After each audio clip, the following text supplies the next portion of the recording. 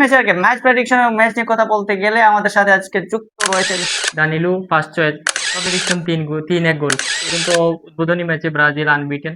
আসসালামু আলাইকুম। বিশ্বকাপ উন্মাদনা বাংলাদেশে আজ থেকে শুরু। আজকে বাংলাদেশ যে ফুটবল প্রেমীরা রয়েছে তাদের মধ্যে যে উন্মাদনা দেখা যাচ্ছে, সেই উন্মাদনার কারণে মনে হচ্ছে যে আজকে থেকে আসলে মূল বিশ্বকাপ যাত্রাটা শুরু হচ্ছে। কিন্তু সেই যাত্রাটার মূল কারণ হচ্ছে ব্রাজিল ভার্সেস মরক্কোর ম্যাচের কারণে। বিশ্বকাপের আজকের এই গুরুত্বপূর্ণ ম্যাচ ব্রাজিল ভার্সেস মরক্কো, ওই ম্যাচের দিকে থাকে লাখো জনতা, বিশেষ করে সারা বিশ্বে ব্রাজিল এবং আর্জেন্টিনার যে ফ্যান রয়েছে সেই ফ্যান বেজরা কেউ আছে অধীর অপেক্ষায় বিজয় মিছিলের জন্য, আর কেউ আছে যে কিভাবে ট্রল করা যায় প্রতিপক্ষ যদি হেরে যায়। আর সেই ট্রল এবং বিজয় মিছিলের উল্লাস আজ রাতে ঘটে যাবে বাংলাদেশেও। আর সেই যাত্রাটা বাংলাদেশের ফ্যান হিসাবে বাংলাদেশের অনেক মানুষ এটাতে অংশগ্রহণের জন্য আমাদের সাথেও যুক্ত রয়েছেন অনলাইনে কিংবা অফলাইনে। সো ব্রাজিল এবং মরক্কোর ওই ম্যাচ নিয়ে যদি দুই একটা কথা বলি তাহলে বলতে হয় যে ব্রাজিল এবং মরক্কো পরস্পর মোকাবেলা 3 ম্যাচ করেছে দুই দল উভয়ের সাথে। তার মধ্যে ব্রাজিল 2 ম্যাচ জিতলেও মরক্কো 1 ম্যাচ জিতেছে। কিন্তু সাম্প্রতিক পারফরমেন্স কিংবা দলীয় পারফরমেন্সে ব্রাজিল এবং মরক্কো সমানে সমান লড়াই করতেছে।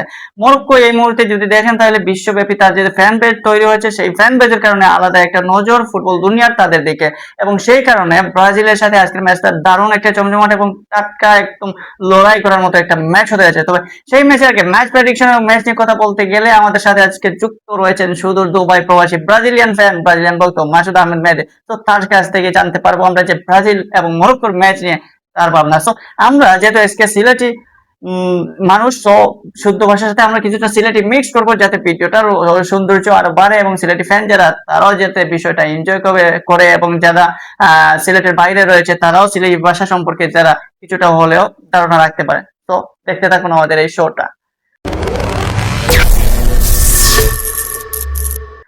তো মাসুদ আহমেদ মেহেদী, ওয়েলকাম টু সবুজ ডিসিশন। কেমন আজকের অনুভবটা Brazil versus Morocco match? Already গা একদম শিশিরে হয়ে গেছে। ম্যাচ 4টা বাজে বাংলাদেশ সময়, তো এটা নিয়ে খুব বেশি এক্সাইটেড। আজকের ম্যাচটা সব থেকে গুরুত্বপূর্ণ ম্যাচ ব্রাজিলের ওয়ার্ল্ড কাপ ইতিহাসে মনে হয় একবারের পরে এখন পর্যন্ত উদ্বোধনী ম্যাচে ব্রাজিল আনবিটেন। তো এটা ধরে রাখার সুযোগ। তারপর প্রতিপক্ষ সবচেয়ে শক্তিশালী এই গ্রুপে বলতে গেলে আজকের ম্যাচটা ব্রাজিলের জন্য অনেক কঠিন এবং পরীক্ষার ম্যাচ। নেইমারও নাই। সোশ্যাল মিডিয়ায় শোনা যাচ্ছে যে আজকে নেইমারকে রাখা হতে নাও পারে। তো নেইমার যদি থাকেন তাহলে ব্রাজিলের অবস্থা কেমন থাকবে? নেইমার না থাকলে ব্রাজিলের অবস্থা কেমন থাকবে? মানে নেইমার থাকলে ব্রাজিলের ভালো হইব, না নেইমার না থাকলে ব্রাজিলের লাগি ভালো হইব? নেইমার একটা নেতা ব্রাজিল টিমর। অলরেডি 2011 পর থেকে নেইমার একটা না ব্রাজিলে টানিয়া লইয়া আর ওয়ার্ল্ড কাপও জাতীয় দল সব দিক দিয়া বর্তমানে ব্রাজিলের সেরা সর্বোচ্চ গোলদাতা নেইমার। নেইমারের মধ্যে একটা নেতৃত্ব ভাব আছে, যার কারণে নেইমার তাহলে প্লেয়ারদের লাগে আরো সুযোগ হয়ে যায় ম্যাচটা ইজি করা। তারপরেও নেইমার ছাড়া কার্লো আনচেলত্তি বেশ কয়েকদিন যাবত ট্রেনিং করেন, সবকিছু মিলাইয়া টিমটারে নেইমার ছাড়াও রেডি করেন। সব মিলিয়ে অনেকদিন ধরে সবাই জানে যে প্রথম ম্যাচে নেইমার না থাকার সম্ভাবনা খুবই বেশি, যার কারণে টিম প্রস্তুত, যতটুকু দেখতেছি টিম প্রস্তুত। যাই হোক, নেইমার থাকলে ব্রাজিলের লাগি বালা, আমার নেইমার না থাকলেও ব্রাজিলের লাগি বালা, কারণ ব্রাজিলের এই মুহূর্তে যে দলটা আছে এই দলটার মাঝে সব ধরনের কোয়ালিটি আছে। অবশ্যই অ্যাটাকিং বা মিডফিল্ড কিংবা ডিফেন্স প্রত্যেকটা লাইনও তাদের যথেষ্ট সাপোর্ট রয়েছে। তো আজকে বিশেষ করে নেইমার যদি না থাকেন তাহলে দলীয় পারফরমেন্সে ব্রাজিলের উপরে কার উপরে বেশি নজর থাকতে পারে, বা সে একদম কি প্লেয়ার হইয়া ব্রাজিলের জয়ের জন্য ভূমিকা রাখতে পারেন বলে মনে করেন? সব থেকে গুরুত্বপূর্ণ আজকে ভিনিসিয়াস আর রাফিনহার উপরে, কারণ ভিনিসিয়াস আর রাফিনহা উপরে মেইন টার্গেট ব্রাজিলের।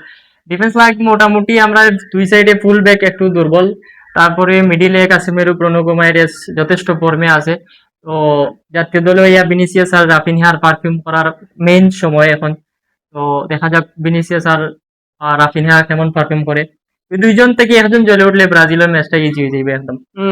ব্রাজিলের মূল ভরসা দুই সাইডে রাফিনা এবং ভিনিসিয়াস, সেই সাথে তারা যে ফলস নাম্বার 9 আমরা যেটা হই, ফলস নাম্বার 9টাও খুব ইম্পর্টেন্ট এই মুহূর্তে যে কোনো দলের লাগে। তো এই জায়গায় ব্রাজিলের তিনজন প্লেয়ার রয়েছেন, ম্যাথিউস কুনহা, তারপরে ইগার তিওগো কিংবা এনরিকে, যে এনরিকে বর্তমানে ঘূর্ণিঝড় বা সাইক্লোন এনরিকে হইয়া অনেকে নাম দিয়েছেন তান। তো তাইনও যদি তখন তাহলে আশা করি ব্রাজিলের স্ট্রং একটা অ্যাটাক সাইড হইব। তারপরেও ব্রাজিলের অ্যাটাক সাইড আছে, ব্রাজিল বর্তমানে যে বিষয় নিয়ে সবচেয়ে ভুগতে পারে বা ব্রাজিলের যেখানে একটু স্ট্রাগল করতে পারে এখানটা হইল গিয়া ডিফেন্স লাইন। ডিফেন্স লাইনে গাব্রিয়েল ম্যাগালহোস কিংবা মার্কিন হুজ, ওই দুইজনও বেশি পরীক্ষিত। তারা রিসেন্টলি চ্যাম্পিয়ন্স লিগও খেলিয়ে আইছেন, এখন পিএসজি এখন আর্সেনালের হইয়া। এবং লাস্ট যে আমরা টিম বাছাই পর্বে প্রস্তুতি ম্যাচ বিশ্বকাপের আগে যেটা আমরা দেখলাম, ওখানে মার্কিনুজের কিছু ভুলও আমরা চোখে পড়ছে। তো মার্কিনুজ বা ম্যাগালোস এরা এই ভুল শুধরিয়ে আজকের ম্যাচে পালা করতে আশা করি, কিন্তু রাইট ব্যাক এবং লেফট ব্যাক যে দুইটা জিনিস রয়েছে ওই জিনিসটা লইয়ে বেশি চিন্তা থাকতে পারেন ব্রাজিল। কারণ আমরা এই রিসেন্টলি আমরা দেখলাম যে ওয়েসলি দারুণ ফর্ম আসলা, ব্রাজিলের হয়ে দুর্দান্ত খেলা আসলা, কিন্তু ইনজুরির কারণে তিনি বাদ পড়ছেন। তো ওয়েসলির জায়গাতে আবার কোনো রাইট ব্যাক কুচ কার্লো আনচেলত্তি ডাক দিছেন না, তার জায়গাতে এখন মিডফিল্ডার ডাক দিছেন, সো এনরিকে। সো ডিফেন্স লাইনে ওয়েসলির জায়গা খাড়ে রাখতে পারেন বা রাইট ব্যাক বা লেফট ব্যাক খাড়ে দিলে ভালো হইব। আমরা লাস্ট কয়েকটা প্র্যাকটিস সেশন ফলো করছি, তো এখান থেকে দেখছি যে আমরা রাইট ব্যাকও এখন বর্তমানে ওয়েসলি যাওয়ার পরে দানিলু ফার্স্ট চয়েস। তবে কার্লো আনচেলত্তি বাজিটা ধরতে পারেন ইবানেজরে লইয়া, কারণ ইবানেজ যে যথেষ্ট ভালো প্লেয়ার, সৌদি লিগে খেলেন, সবকিছু মিলিয়া ইবানেজও ফরমও ভালো ফরম। তো 50-50 চান্স ইবানেজ না দানিলুরে চান্স দিবা ডাইন সাইডে, আর সাথে রাফিনা। যেটা মনে হয় যে ব্রাজিল যদি তারা অ্যাটাকিং সাইডটা শক্তিশালী করতে চায় তাহলে হয়তো ডিফেন্স লাইনতে 3-4 ফরম্যাটে ওই রকম খেলতে পারে। ডিফেন্স লাইনে হয়তো তিনজন থাকতে পারে, গাব্রিয়েল ম্যাগালহাস কিংবা মার্কিনোজের সাথে ডগলাস সান্টোস থাকতে পারেন। আর মিডফিল্ড শক্তিশালী করালে কাসিমেরো, ব্রুনো গুমাইরেজের সাথে ফাবিয়ানহো কিংবা পাকুয়েতা এদেরকে এড করতে পারেন, যাতে মিডফিল্ডটা স্ট্রং থাকতে পারে। ওরকম সম্ভাবনা হওয়ার সম্ভাবনা আছে। আর যদি এই সম্ভাবনা না হয়, সাইডজন যদি ডিফেন্স নিয়ে খেলতে হয়, তাহলে হয়তো ডগলাস সান্টোস এবং রাইট ব্যাকে দানিলুই হইতে পারে তার ভরসা। কার্লো আনচেলত্তি প্র্যাকটিস সবসময় মোটামুটি আমরা দেখতেছি 4-2 ফরমেশন এরকম। বাট তো ব্রেমারও কিন্তু দারুণ ফর্মে আছেন, হ্যাঁ। ব্রেমারের দুর্দান্ত ফর্মে আছে, ব্রেমার ভালো খেলতেছে।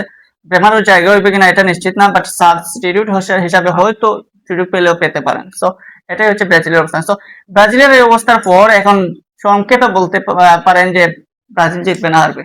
অবশ্যই ব্রাজিল জিতবে অবশ্যই আজকে। তো কয় গোলে জিততে পারে? আমার প্রেডিকশন 3-1 গোল। 3-1 গোল। ব্রাজিল 3-1 গোলে মরক্কোকে হারিয়ে দেবে, কিন্তু মরক্কোর বর্তমান অবস্থা বলছে এত সহজে হারানো সম্ভব না মরক্কোকে। কিন্তু সেটা দেখা যাক মাঠের পারফরমেন্সে বোঝা যাবে আসলে কি হলুদিয়ারা মরক্কো আফ্রিকান বর্তমান চ্যাম্পিয়ন, তারা কিন্তু এই মরক্কোকে আসলে কি হারাতে পারবে তাদের সেরা সাম্বা যে ফুটবল রয়েছে সেই ছন্দের মাধ্যমে। এখন অপেক্ষায় থাকুন, রাত 4টার পরে আমরা রেজাল্টটা জানতে পারবো। থ্যাংক ইউ সবাইকে। ব্রাজিল।